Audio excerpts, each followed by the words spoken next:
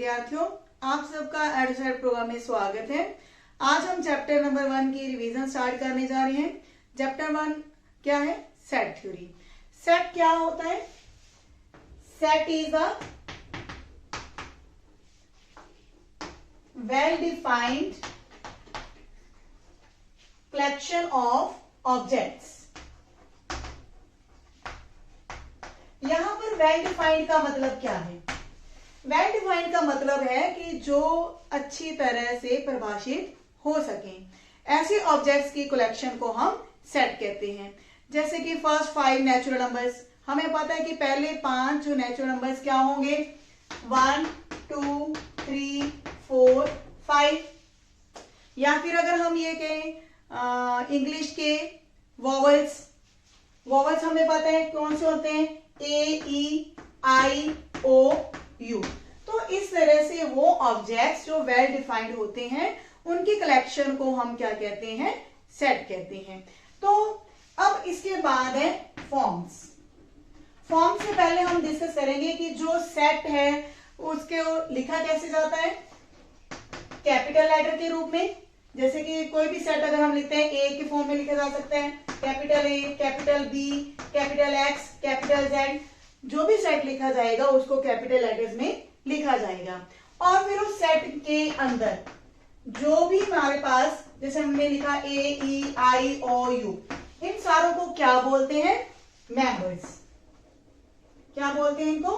Members, या फिर इनको बोलते हैं एलिमेंट्स। तो जो मेंबर्स हैं या एलिमेंट्स हैं, ये सेट को क्या करते हैं? बिलोंग करते हैं।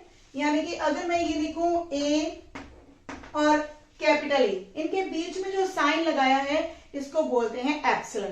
तो जो एप्सिलॉन का साइन है इसका मतलब होता है बिलोंग्स टू, यानी कि ए बिलोंग्स टू सेट ए। यानी कि जो मेंबर है वो सेट को क्या करेगा? बिलोंग करेगा, यानी कि उसके अंदर वो मौजूद है। जैसे हमने ए लिखा, इसी प्रकार आप यू को लिख सकते हैं, u belongs to set A. इसके बाद हम डिस्कस करते हैं फॉर्म्स के बारे में कि जो सेट है वो किस प्रकार से लिखा जाता है। तो इसकी फर्स्ट फॉर्म जो है वो है रोस्टर फॉर्म। तो रोस्टर फॉर्म के अंदर जो सेट है वो कैसे लिखा जाएगा? यही एग्जांपल हम दोबारा से ले लेते हैं। जो ए, ई, आई, ओ, यू हमने डिफाइन किए एक सेट के रूप में। तो सेट के लिए यहाँ पे क्या लिखा हमने? कर्ली ब्रैकेट्स को, और हर एलिमेंट के बीच में क्या लगाया है? कोमा। यानी कि हर एलिमेंट को कोमा के साथ सेपरेट किया जाता है, हर एलिमेंट को डिफाइन किया जाता है। तो रोस्टर फॉर्म के अंदर हर एलिमेंट डिफाइन होता है। इसके बाद सेकेंड फॉर्म है set builder form. Second form is set builder form, और इसको प्रॉपर्टी फॉर्म भी कहते हैं। Second name is property form. तो प्रॉपर्टी से हमें पता चल रहा है कि इस सेट को जो हम जो फॉर्म बताने जा रहे हैं उसमें क्या होगा? जो एलिमेंट्स हैं इनकी प्रॉपर्टी को बताया जाएगा। जैसे कि जो ये हमने नंबर्स लिए हैं, जो ये एलिमेंट्स लिए हैं, इनको हमने क्या डिफाइन कर दिया? एक्स। यानी कि सारे मेंबर्स क्या हैं?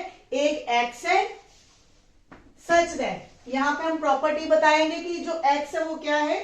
X is an alphabet, x is a vowel, x is a vowel of English alphabets. तो यानी कि यहां पर क्या बताया गया कि जो ये अल्फाबेट्स है हमारे पास, ये क्या है? वॉवल्स है, और किसके अंदर? इंग्लिश अल्फाबेट्स के अंदर। तो इस तरह से जो प्रॉपर्टी है फॉर्म है या सेट बिल्डर फॉर्म है उसके अंदर क्या होता है? एलिमेंट्स की किसी प्रॉपर्टी को बताया जाता है। और जो हमारे पास फर्स्ट टू 5 नेचुरल नंबर्स का सेट है सेट बिल्डर फॉर्म के अंदर, मान लीजिए ये सेट सी है, तो रोस्टर फॉर्म को हमें सेट बिल्डर फॉर्म में लिखना हो तो आप कैसे लिखोगे? These all numbers are x such that, ये सारे जो नंबर्स हैं वो क्या है? एक्स है। लेकिन ये हमें नजर क्या आ रहे हैं? Natural numbers. X is a natural number, और क्योंकि ये नेचुरल नंबर्स और भी बहुत होते हैं, 10 भी होते हैं, 11 भी होते हैं, लेकिन ये नंबर कहां तक है, 5 तक।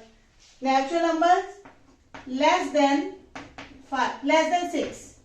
आप इसको इस तरह से डिफाइन कर सकते हैं कि जो x है ये क्या है, एक नेचुरल नंबर है, लेस देन 6। तो ये अच्छी तरह से डिफाइन हो जाता है कि 6 से छोटे जो नेचुरल नंबर है वो क्या होंगे, 1 से लेके 5 तक। इसको आप ये भी लिख सकते हैं, x lies between 1 to 5 and x belongs to natural number। तो ये एक जो सेट बिल्डर फॉर्म हमने लिखी है उसको हम दोबारा ऐसे भी लिख सकते हैं कि ये सारे नंबर जो हैं वो x है, x किसके बीच में लाई करे, 1 to 5, 1 भी हो सकती है वैल्यू, 5 भी हो सकती है, और उनके बीच में तो n क्या है, x क्या है, एक नेचुरल नंबर है। तो हमें पता है 1 और 5 के बीच में जो नेचुरल नंबर्स होंगे वो हमारे पास यही होंगे। तो एक ही रोस्टर फॉर्म की कई सेट बिल्डर फॉर्म हो सकती हैं, वो हमारा लिखने का तरीका है कि हम उसको किस तरह से जज कर सकते हैं। इसके बाद हम डिस्कस करते हैं कि जो सेट हमने अभी डिफाइन किया कि set is a well defined collection of the objects, लेकिन कौन से सेट वेल डिफाइंड नहीं होते। जैसे कि अगर हमें ये कोई कह दे कि define the collection of best writers of India, तो हमें नहीं पता कि कौन सा राइटर बेस्ट होगा। हो सकता है कि मेरी नजर में कोई एक राइटर बहुत अच्छा है तो दूसरे की नजर में वो राइटर अच्छा नहीं होगा। तो सबका मापदंड जो है, नजरिया है, वो अलग अलग होता है। तो ऐसे सेट जिनके अंदर हम किसी पर्सन की क्वालिटी के बारे में डिस्कस करें तो वो सेट नहीं होता, क्योंकि उसकी कोई मापदंड नहीं है, उसकी कोई स्पेशल जो प्रॉपर्टी हम नहीं लगा सकते। और इस तरह से आप ये भी कह सकते हैं कि अगर हमने बेस्ट नॉवल को लिखना हो, best novel of the India, तो हम नहीं डिफाइन कर सकते, क्योंकि हो सकता है कि मुझे एक नॉवल जो पसंद है दूसरे की नजर में वो नॉवल अच्छा ना हो। तो जहां पर ये जो भावनाएं हैं उनके लिए कोई मापदंड फिक्स नहीं होता कि कौन सा अच्छा है कौन सा बुरा है, तो ऐसे क्वेश्चंस को हम सेट के अंदर डिफाइन नहीं कर सकते। और सेट किस तरह से डिफाइन हो सकते हैं, जैसे कि अगर हम ये लिखे कि फर्स्ट 5 मंथ्स ऑफ ईयर, तो हमें पता है फर्स्ट 5 मंथ्स ऑफ ईयर कौन से होंगे, Jan, Feb, March, April and May. तो इस तरह से जो एलिमेंट्स अच्छी तरह से हम डिफाइन कर सकें उनको हम सेट की फॉर्म में लिख सकते हैं। हमें पता है कि फर्स्ट 5 मंथ्स यही होते हैं, लेकिन जो मेंबर्स वेल डिफाइंड नहीं है उनको हम सेट की फॉर्म में नहीं लिख सकते। Now what are the types of sets. तो अब हमने पहले भी ये सीख लिया कि सेट किस तरह से लिखा जाता है।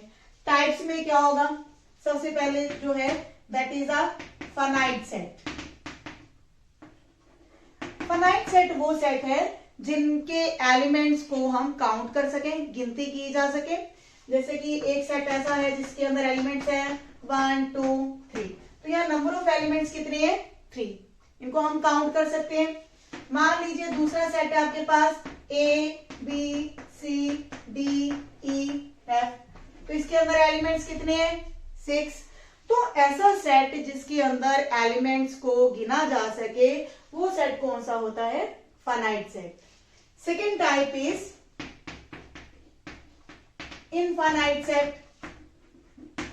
अब इनफाइनाइट सेट कौन सा होगा, देखिए फर्स्ट जो हमारी डेफिनेशन थी फाइनाइट सेट की वो क्या थी, जिनके मेंबर्स को हम गिन सकें।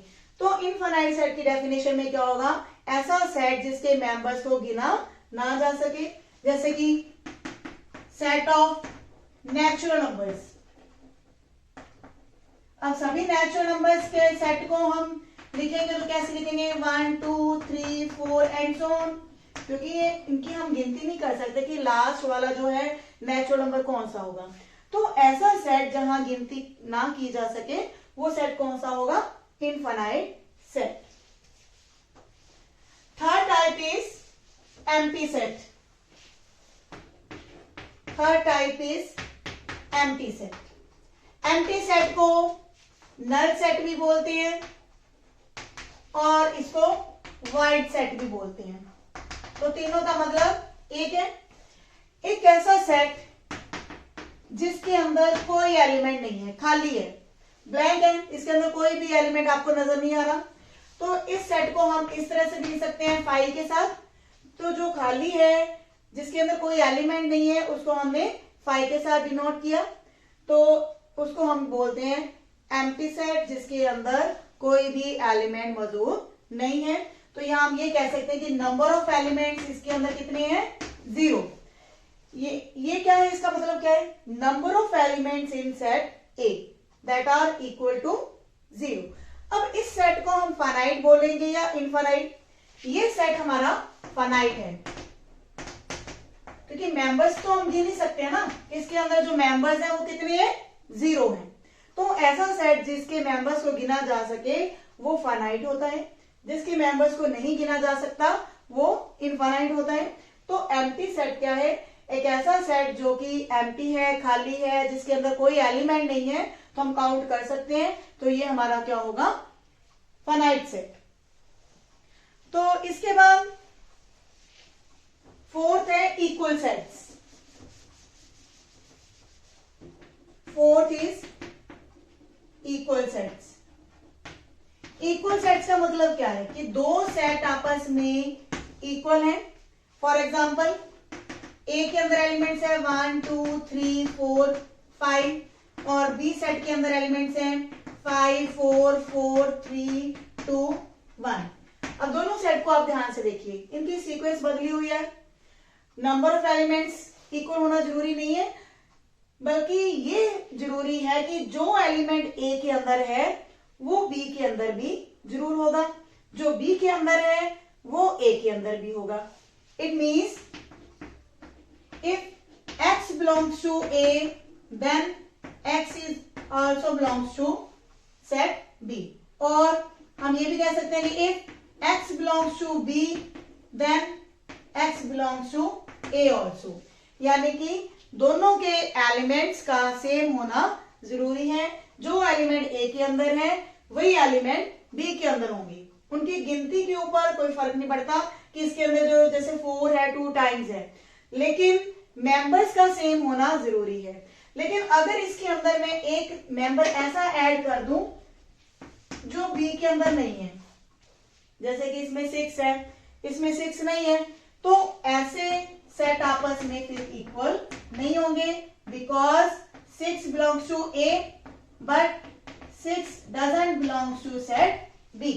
तो ऐसे सेट जिनमें कोई एक ऐसा एलिमेंट जरूर हो जो एक के अंदर है दूसरे के अंदर नहीं है, तो वो सेट इक्वल नहीं होंगे।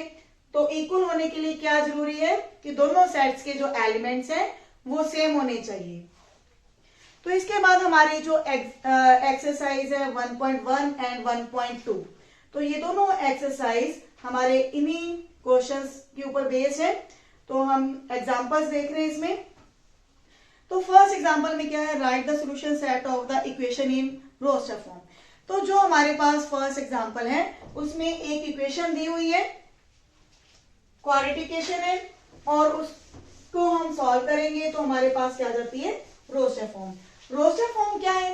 जिसमें सारे एलिमेंट्स को लिखा जाता है x² plus x minus 2 is equal to 0। तो यहाँ हम फैक्टर मेथड लगा रहे हैं, x minus 1 x plus 2 is equal to 0। तो यहां से x की दो वैल्यूज आ जाती हैं 1 एंड माइनस 2। तो जो सेट होगा उसके अंदर दो एलिमेंट्स होंगे 1 एंड माइनस 2। इनको कॉमा के साथ हमने सेपरेट कर दिया, कर्ली ब्रैकेट्स में लिखा है, तो ये सेट है हमारे पास। सेकेंड एग्जांपल के अंदर हमारे पास क्या है? x such that x is a positive integer and x² is less than 40। अब ये हमारे पास एक सेट बिल्डर फॉर्म दी हुई है, इसको हमने रोस्टर फॉर्म के अंदर लिखना है। देखिए क्या दिया हुआ है, x is a positive integer. तो पॉजिटिव इंटीजर कौन से होते हैं? 1 2 3 4 5 एंड सो ऑन, ये हमारे पॉजिटिव इंटीजर्स हैं। And x square is less than 40, यानी कि अगर इनका स्क्वायर ले लें 1 का स्क्वायर, 2 का स्क्वायर, 3 का स्क्वायर, 5 का स्क्वायर, तो ये हमारे पास क्या होने चाहिए, लेस देन 40 होने चाहिए, 40 से छोटे। तो ऐसे नंबर कौन से होंगे, यहां तक 6 के स्क्वायर तक, क्योंकि अगर हम 7 का स्क्वायर ले लेते हैं तो वो नंबर होता है 49। 49 जो है 40 से बड़ा हो जाएगा। तो ये सारे नंबर जो है हमारे पास क्या आ जाएंगे, 1 2 3 4 5 एंड 6 है। तो ये हमारे पास रोस्टर फॉर्म आ जाती है, 1 2 3 4 5 6, ये इसके क्या होंगे, एलिमेंट्स होंगे। नेक्स्ट एग्जांपल इसमें हमारे पास है, एक सेट दिया हुआ है जिसको हमने सेट बिल्डर फॉर्म में लिखना है। तो सेकंड एग्जांपल में आपने देखा कि set builder to roster form कैसे लिखी जाएगी, और थर्ड एग्जांपल में हम सेट बिल्डर फॉर्म बनाएंगे। तो हम एलिमेंट्स की तरफ ध्यान से देखते हैं कि जो एलिमेंट्स हैं वो किस प्रॉपर्टी को डिफाइन कर रहे हैं। यहां पर हम नंबर्स को लिख सकते हैं 1 का स्क्वायर, 2 का स्क्वायर, 3 का स्क्वायर, 4 का स्क्वायर, 5 का स्क्वायर, 6 का स्क्वायर एंड सो ऑन। तो इन सारे नंबर्स को हम क्या बोलेंगे, these all are equal to x. ये सारे नंबर्स क्या है, एक्स है, where x is equal to n square and n belongs to natural number. देखिए ये सारे नंबर्स हमारे पास क्या है, 1 से स्टार्ट हो रहे हैं, 1 का स्क्वायर, 2 का स्क्वायर, 3 का स्क्वायर एंड सो ऑन। ये हमारे पास इनफाइनाइट सेट है, यानी कि सभी नेचुरल नंबर्स के स्क्वायर्स है हमारे पास। तो x क्या है, x is equal to n square and n belongs to natural number. तो इस तरह से एक्सरसाइज के अंदर जितने भी क्वेश्चंस हैं आपने उनमें क्या करना है, सेट बिल्डर फॉर्म बनानी होगी। अगर रोस्टर फॉर्म दी है तो सेट बिल्डर फॉर्म बनानी होगी, और अगर सेट बिल्डर फॉर्म दी हुई है तो रोस्टर फॉर्म बनानी होगी। तो ये सभी क्वेश्चन बहुत आसान है। और इसके बाद एक क्वेश्चन है जो एक्सरसाइज 1.1 में है, सेकेंड क्वेश्चन। ए सेट हमारे पास दिया हुआ है 1 से लेके 6 नंबर्स तक का। Insert the appropriate symbol epsilon और in the following blank spaces. तो सेकेंड क्वेश्चन के अंदर हमारा सेट ए क्या है, 1 से लेके 6 तक के नेचुरल नंबर्स का सेट। तो फर्स्ट पार्ट में क्या है, 5-A, हमने क्या भरना है, बिलोंग्स टू और डजंट बिलोंग्स टू। तो ये जो एप्सिलॉन के ऊपर एक लाइन लगी हुई है, इसका मतलब होता है नॉट बिलोंग्स टू, और इसका मतलब बिलोंग्स टू। डजंट भी लिख सकते हो आप, डजंट बिलोंग टू। तो हमारे पास जो 5 है, क्या इसको बिलोंग कर रहा है, yes, 5 belongs to set A. Second part में क्या है, 8-A, तो क्या 8 इस सेट के अंदर आ रहा है, नहीं आ रहा, तो हम लिखेंगे it doesn't belongs to A. Third part में 0, क्या 0 इसको बिलोंग कर रहा है, नहीं कर रहा, तो 0 डजंट बिलोंग टू ए। तो इस तरह से बाकी पार्ट्स भी आप देखेंगे कि उनके आंसर्स क्या बन रहे हैं। नेक्स्ट एक्सरसाइज में आपने इनफाइनाइट फाइनाइट सेट बताने हैं, जैसे कि एग्जांपल है हमारे पास x belongs to natural number, x-1 into x-2 is equal to 0। तो हमारे पास एक builder form, set builder form दे रखी है, x belongs to n and x-1 x-2 is equal to 0। तो जब हम इस इक्वेशन को सॉल्व करते हैं तो हमारे पास x की दो वैल्यूज आ जाती हैं, 1 एंड 2। तो 1 एंड 2 इस सेट के अंदर दो एलिमेंट्स हैं, क्योंकि x belongs to natural number है, ये दोनों ही हमारे पास क्या है, नेचुरल नंबर है। तो ये इस सेट बिल्डर फॉर्म की रोस्टर फॉर्म हमारे पास ये कन्वर्ट हो चुकी है। क्या इसके अंदर जो एलिमेंट्स हैं काउंटेबल है, क्या इनको गिना जा सकता है, यस, इनको गिना जा सकता है। तो ये हमारे पास कौन सा सेट होगा, फाइनाइट सेट। इसी प्रकार हमारे पास एक एग्जाम ये हमारा फर्स्ट पार्ट था। फोर्थ पार्ट में क्या दिया हुआ है, x such that x belongs to n and x is prime. अब इसका मतलब क्या निकलता है देखते हैं। ये हमारे पास सेट बिल्डर फॉर्म थी। x नेचुरल नंबर को बिलोंग करता है, यानी कि x एक नेचुरल नंबर है, and x is a prime, एक प्राइम नंबर है। अब प्राइम नंबर्स हमारे पास क्या होते हैं, 2, 3, 5, 7, 11, 13 एंड सो ऑन। क्योंकि इसमें हमारे पास कोई भी नंबर ऐसा नहीं है लास्ट में जो हम ये कह सकें कि ये प्राइम नंबर लास्ट वन है। क्लियर है? उसके बाद भी और प्राइम नंबर हो सकते हैं। तो ऐसा सेट जिसके मेंबर्स को हम नहीं गिन सकते, वो सेट कौन सा होगा, इनफाइनाइट सेट। क्लियर है? इनफाइनाइट सेट की डेफिनेशन क्या है, ऐसा सेट जिसके मेंबर्स को नहीं गिना जा सकता। इसके बाद इक्वल सेट्स की हम कुछ एग्जांपल्स ले रहे हैं। इक्वल सेट की डेफिनेशन में हमने क्या पढ़ा था, दो सेट ऐसे जिनके मेंबर्स सेम हो। तो 7th एग्जांपल है, find the pairs of equal sets. तो हमने पेयर बताने हैं, कौन से पेयर्स इक्वल सेट्स के हैं। तो 7th एग्जांपल में सेट ए है हमारे पास विद 0 एलिमेंट। सेट बी के अंदर है हमारे पास x such that x is greater than 15 and x is less than 5। तो पहले आप इसी को ही सॉल्व कर लो। ये हमारे पास सेट बिल्डर फॉर्म है। x की वैल्यू क्या है, 15 से ग्रेटर है, और साथ के साथ ही एंड वाला लिखा हुआ है और नहीं लिखा हुआ। एंड का मतलब कॉमन होना चाहिए। x इज लेस देन 5, कोई ऐसा नंबर जो 5 से भी छोटा हो और 15 से बड़ा हो, ऐसा कोई नंबर ही नहीं होता। तो this will be the empty set. Next है C, x such that x minus 5 is equal to 0। तो जब आप सॉल्व करोगे x minus 5 is equal to 0 को, तो हमारे पास एलिमेंट आएगा 5।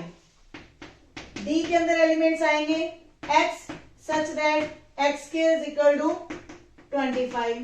तो जब इस इक्वेशन को सॉल्व करोगे तो x की दो वैल्यूज आएंगी 5 एंड -5। ई सेट है हमारे पास x is an integral positive root of equation. This is a positive integral root of equation x square -2x -15 equal to 0। तो इसके हमारे पास जो एलिमेंट्स बनेंगी, क्योंकि पॉजिटिव इंटीग्रल रूट है, तो यहां से इसकी दो वैल्यूज बनेगी, x will be equal to 5 and -3। तो पॉजिटिव तो हमारे पास 5 ही होगा ना, तो e के अंदर जो एलिमेंट्स है वो अकेला 5 आएगा। अब इनमें आपने चेक करना है कौन से दो सेट इक्वल है या नहीं है। देखिए फर्स्ट ऑफ ऑल हमारे पास एक सेट ऐसा है जिसके अंदर 0 एलिमेंट है, तो 0 के जैसा कोई और सेट हमें नजर नहीं आ रहा, इसको हम छोड़ देते हैं। बी सेट है हमारे पास 5 यानी कि एम्प्टी हमारा और कोई सेट नहीं है। सी सेट के अंदर है अकेला एलिमेंट 5, अकेला एलिमेंट 5 वाला हमारा सेट कौन सा है, सेट ई। तो इस तरह से हम कह सकते हैं कि जो सी है और ई है ये दो सेट आपस में इक्वल है। नेक्स्ट हमारा है डी। डी के अंदर दो एलिमेंट्स है 5 एंड -5, तो ऐसा कोई भी सेट नहीं है जिसके अंदर ये दो एलिमेंट हो।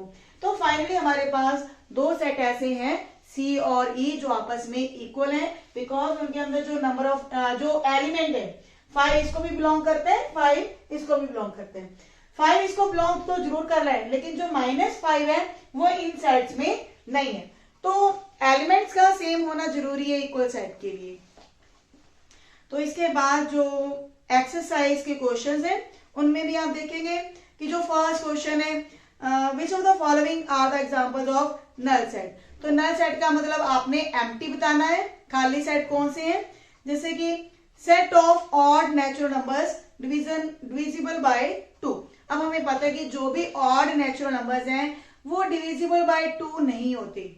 2 से डिवाइड होने वाले नंबर्स को हम ऑड भी नहीं कहते, उनको हम इवन नंबर्स कहते हैं। तो ये सेट जो हमारा होगा वो क्या हो जाएगा, 5 हो जाएगा, क्योंकि ऑड नंबर्स कभी भी 2 से डिवाइड नहीं हो सकते। तो जो सेट हमारा एम्प्टी है उसको हम क्या बोलेंगे, नल सेट। तो इस तरह एक्सरसाइज के जितने भी क्वेश्चंस हैं वो नल सेट, फाइनाइट और इनफाइनाइट या फिर इक्वल सेट्स के ऊपर बेस्ड क्वेश्चंस हैं। आपको ट्राई करेंगे। मिलते हैं नेक्स्ट वीडियो में। धन्यवाद।